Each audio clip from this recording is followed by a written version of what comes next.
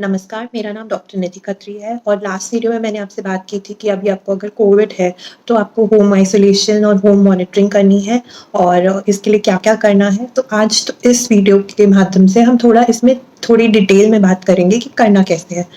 तो सबसे पहले मैं आपको बताना चाहूँगी, जैसे लास्ट वीडियो में बताया था कि होम मॉनिटरिंग शीट, ऐसे एक शीट बना के रखिए जिसमें आप डे 1 से सिम्पटम से डे 10 तक एटलीस्ट तो मॉनिटर करते रहिए।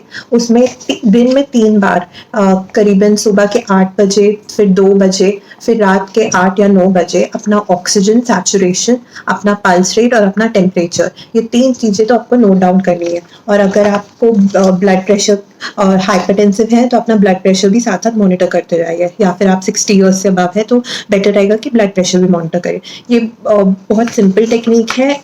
इसकी मदद से हम एज़ डॉक्टर्स आपके घर पे नहीं आ सकते, बट अगर हम ये शीट देखेंगे और अगर आप ये अपनी शीट अपने जो भी कंसल्टिंग डॉक्टर है उसे भेजेंगे और उसे बताएँगे कि ये ऐसी वैल्यूज़ हैं, तो वो देखकर बता सकते हैं कि आप ठीक हो रहे हैं या आपकी कंडीशन और कुछ वर्सन हो रही है या कोई मेडिकेशन ऐड करनी है, तो ये आपके डॉक्टर को हेल्प करेगा। तो ऐसी एक शीट, कोई भी नॉर्मल शीट में अपना सारा वाइटल्स लिखते रहिए। ऑक्सीजन, पल्स और टेम्परेचर दिन में एटलीस्ट 3 से 4 बार नोट डाउन करना बहुत ज़रूरी है। तो ये डिजिटल थर्मामीटर आई थिंक हम घर में सबके पास अभी होगा ही, तो इसको यूज़ करके अपना टेम्परेचर नापिए। अब थोड़ा बात करते हैं पल्स ऑक्सीमीटर की। ये है एक डिवाइस जिसको हम पल्स ऑक्सीमीटर कहते हैं। बहुत लोग इसको अभी तक तो जान ही गए होंगे, बट कुछ चीज़ें हैं इसके बारे में जो मैं बताना चाहूँगी, क्योंकि लोग कई बार गलती कर देते हैं इसको मेजर करने में।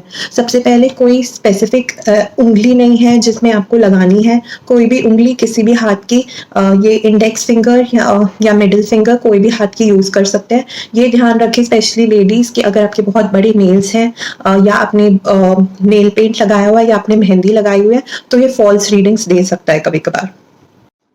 आपको अपना हाथ थोड़ा स्टेबल रखना है और शेक नहीं करना है रीडिंग लेते वक़्त। तो सबसे पहले बटन होगा उसे ऑन करना है। सबसे पहले जब आप लगाएँगे इसको अपनी उँगली में, तो स्टेबल रखनी है अपनी फ़िंगर। आप देखेंगे कि कोई एक वैल्यू देगा, तो वो वैल्यू पे नहीं जाना है। मतलब ऑन करते ही जब अपनी फ़िंगर पे लाएँगे तो मेरा देखिए पहले 96 आ रहा था।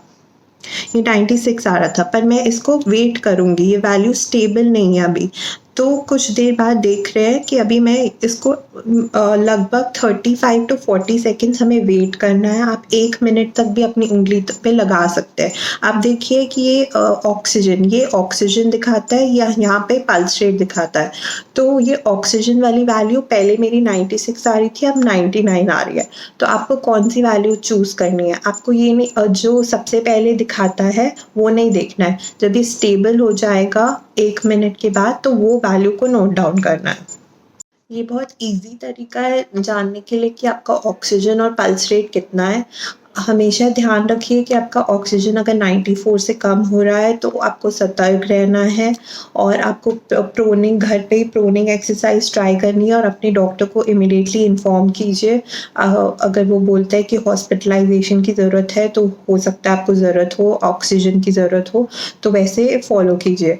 बट ये दिन में 3 से 4 बार सबको यूज़ करना है। और आजकल हम देख रहे हैं कि छोटे लोग में भी 25 साल के लोग भी इफ़ेक्ट हो रहे हैं, और इसको एक टर्म दिया गया है हैप्पी हाइपॉक्सिया। मतलब आप ठीक हैं बट आपका ऑक्सीजन जब आप चेक कर रहे हैं तब 80-70 वैल्यू आता है और उस टाइम पे कंडीशन को मैनेज करना मुश्किल हो जाता है। तो पहले से ही सतर्क रहिए।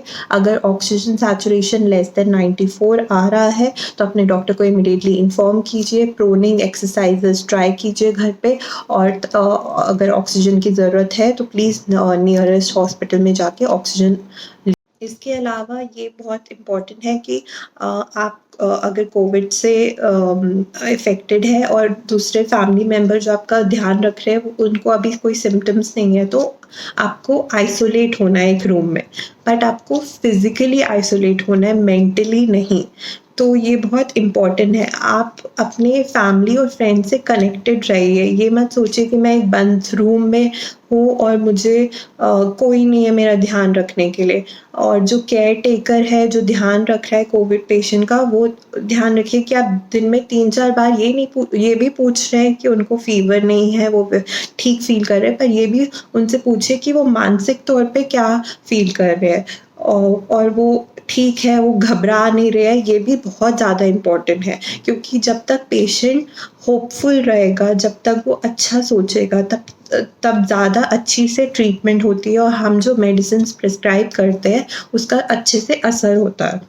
इसके अलावा आपके पास हमेशा मास्क होना चाहिए। अगर आप कोविड पेशेंट का ध्यान रख रहे हैं, तो ये जब उनको खाना वगैरह देने जा रहे हैं, तो उनके डोर पे रख दीजिए और हमेशा मास्क पहन के ही जाइए। Both patient and the caretaker should always wear a mask. और सैनिटाइज़र भी सबके पास घर पे होना चाहिए, बट घर पे हम हमेशा रिकमेंड करते हैं कि हैंड वॉशिंग, साबुन से हाथ धोना is always better than using a sanitiser. So, if you're a COVID patient, stay in touch with your doctor, stay in touch with your family members.